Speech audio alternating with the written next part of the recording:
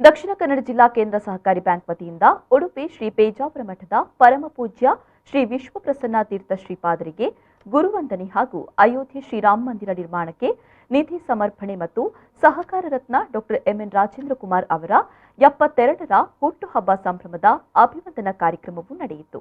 ಮಂಗಳೂರಿನ ಕುಡಿಯಾಲ್ಬೈಲ್ನಲ್ಲಿರುವ TV Ramana pi convention ಹಾಲ್ನಲ್ಲಿ ಕಾರ್ಯಕ್ರಮವನ್ನು ಹಮ್ಮಿಕೊಳ್ಳಲಾಗಿತ್ತು.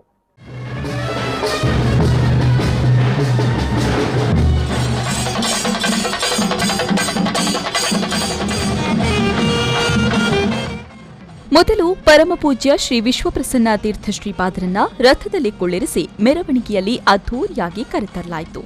ಗಣ್ಯರನ್ನ ತೆರೆದ ವಾಹನದಲ್ಲಿ ಮೆರವಣಿಗೆ ಮೂಲಕ ಸಭಾಂಗಣಕ್ಕೆ ಬರಮಾಡಿಕೊಳ್ಳಲಾಯಿತು.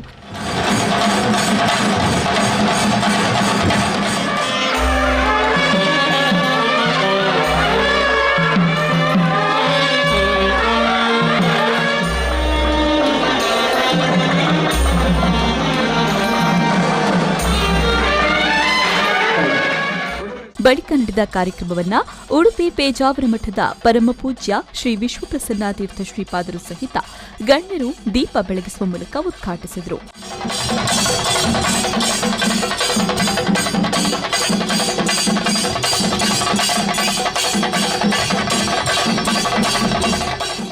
ಬಳಿಕ ಎಸ್ಸಿಡಿಸಿಸಿ ಬ್ಯಾಂಕ್ ಅಧ್ಯಕ್ಷ ಡಾಕ್ಟರ್ ಎಂಎನ್ ರಾಜೇಂದ್ರ ಕುಮಾರ್ ಅವರ ನೇತೃತ್ವದಲ್ಲಿ ಫಲಪುಷ್ಪ ಹಾರ ಸಹಿತವಾಗಿ ಪೇಜಾವರ ಶ್ರೀಗಳಿಗೆ ಗುರುವಂದನೆಯನ್ನ ಸಲ್ಲಿಸಲಾಯಿತು.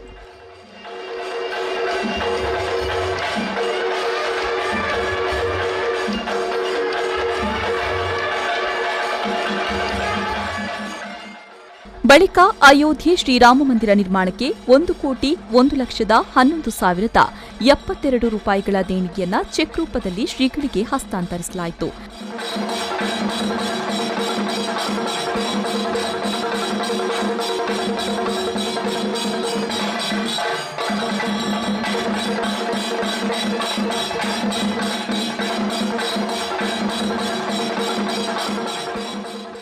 ಈ ವೇಳೆ ಆಶೀರ್ವಚನ ನೀಡಿದ ಪೇಜಾವರ ವಿಶ್ವಪ್ರಸನ್ನ ತೀರ್ಥ ಶ್ರೀಪಾದರು, ಶ್ರೀರಾಮಚಂದ್ರ ಓರ್ವ ಆದರ್ಶ ಪುರುಷ, ಅವನ ಜೀವನ ಚರಿತ್ರೆ ನಮಗೊಂದು ಪಾಠವಾಗಬೇಕು. ಇನ್ನು ಒಂದು ಅಪರೂಪದ ಕಾರ್ಯಕ್ರಮಗಳನ್ನು ಸಂಘಟಿಸುವ ಮೂಲಕ ಡಾಕ್ಟರ್ ಎಂಎನ್ ರಾಜೇಂದ್ರ ಕುಮಾರ್ ಅವರು ಒಂದು ಹುಟ್ಟುಹಬ್ಬವನ್ನು ಹೇಗೆ ಅರ್ಥಪೂರ್ಣವಾಗಿ ಆಚರಿಸಬೇಕು ಎನ್ನುವುದಕ್ಕೆ ಮೇಲ್ಪಂಕ್ತಿಯನ್ನ ಒದಗಿಸಿದ್ದಾರೆ ಎಂದರು.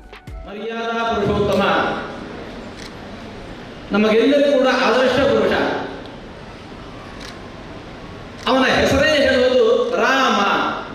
ರಾಮ ಅನ್ನುವ ಶಬ್ದಕ್ಕೇನೆ ಅರ್ಥ ರಮಂದೇ ಯೋಗಿನಃ ಅಸ್ಮಿನ್ನಿತಿ ರಾಮಃ, ಯಾರಿಂದಾಗಿ ಸಮಸ್ತ ಲೋಕ ಸುಖ ಸಂತೋಷದಿಂದ ಆರಾಮದಿಂದ ಬದುಕ್ತಾ ಇದೆಯೋ ಅವನು ರಾಮ.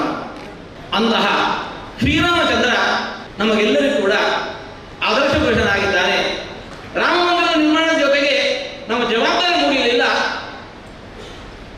ಶ್ರೀರಾಮಚಂದ್ರ ತೋರಿಸಿರ್ತಕ್ಕಂತಹ ಈ ದೇಶಭಕ್ತಿ, ಈ ನಮ್ಮ ಸಂಸ್ಕೃತಿಯ ಕುರಿತಾಗಿನ ಪ್ರೀತಿ ಏನಿದೆ, ಗೌರವ ಏನಿದೆ, ಅದು ನಮ್ಮ ಬದುಕಿನ ಉಸಿರಾಗಬೇಕು. ಇವತ್ತು ರಾಜೇಂದ್ರ ಕುಮಾರ್ ಅವರು ತಮ್ಮ ಬದುಕಿನ 72ನೆಯ ಹುಟ್ಟು ಹಬ್ಬವನ್ನು ಇಂತಹ ಶ್ರೀರಾಮಚಂದ್ರನ ಉತ್ಸವವನ್ನಾಗಿ ಆಚರಿಸ್ತಾ ಇದ್ದಾರೆ. ಇದು ಅವರ ಸಂಸ್ಕೃತಿ. ತಮ್ಮ ಹುಟ್ಟು ಹಬ್ಬವನ್ನು ಹೇಗೆ ಆಚರಿಸಬೇಕು ಅನ್ನೋದಕ್ಕೆ ರಾಜೇಂದ್ರ ಕುಮಾರ್ ಅವರು ಇವತ್ತು ನಮ್ಮ ಸಮಾಜದ ದೊಡ್ಡ ಮೇಲ್ಪಂಕ್ತಿ ಆಗಿದ್ದಾರೆ.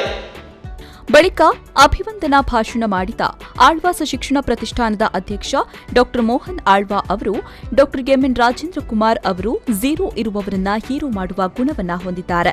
ಆರ್ಥಿಕವಾಗಿ ನೆರವು ಒದಗಿಸುವ ಮೂಲಕ ಅದೆಷ್ಟೋ ಮಂದಿಯ ಪಾಲಿಗೆ ಬೆಳಕಾಗಿದ್ದಾರೆ ಅಂತ ಹೇಳಿದರು. ಇವರಲ್ಲಿರುವಂತಹ ಒಂದು ವಿಶೇಷವಾದಂತಹ ಗುಣ, ಝೀರೋ ಇರುವವರನ್ನು ಹೀರೋ ಮಾಡುವಂತಹ ಒಂದು ಗುಣ. ಎಷ್ಟೋ ಜನ ಮಹತ್ವಾಕಾಂಕ್ಷಿಗಳು ಮತ್ತು ಅರ್ಹತೆ ಕೆಪಾಸಿಟಿ ಇದ್ದವರು ಇರ್ತಾರೆ. ಆದರೆ ಆರ್ಥಿಕವಾದ ಅಶಕ್ತತೆಯಲ್ಲಿ ಇನ್ಫ್ಲುಯೆನ್ಸ್ ಇಲ್ಲದೆ ಅವರನ್ನು ಕುಗ್ಗಿಸ್ತಾರೆ. ಇಂತಹ ಸಂದರ್ಭದಲ್ಲಿ ಅವರು ಒಂದು ರಾಜೇಂದ್ರರಲ್ಲಿ ಬಂದು ತಿಳಿಸಿದಾಗ ಅವರನ್ನು ಒಮ್ಮೆ ಇವರ ದೃಷ್ಟಿಯನ್ನು ಅಳೆದು ನೋಡಿದ ಮೇಲೆ ಆ ವ್ಯಕ್ತಿಗೆ ನಿಜವಾಗಿ ಯೋಗ್ಯತೆ ಇದ್ದರೆ ಅವರ ಬೆನ್ನೆಲುಬಾಗಿ ನಿಂತು ಝೀರೋ ಇರುವವರನ್ನು ಹೀರೋ ಮಾಡುವಂಥ ಬಹಳ ದೊಡ್ಡ ಗುಣ ಇವತ್ತು ರಾಜೇಂದ್ರರವರಿಗಿದೆ. ಬಳಿಕ ಸಮಸ್ತ ಗಣ್ಯರ ಸಮ್ಮುಖದಲ್ಲಿ ಡಾಕ್ಟರ್ ಎಂಎನ್ ರಾಜೇಂದ್ರ ಕುಮಾರ್ ದಂಪತಿಗೆ ಅದ್ಧೂರಿಯಾಗಿ ಅಭಿವಂದನೆಗಳನ್ನು ಸಮರ್ಪಿಸಲಾಯಿತು.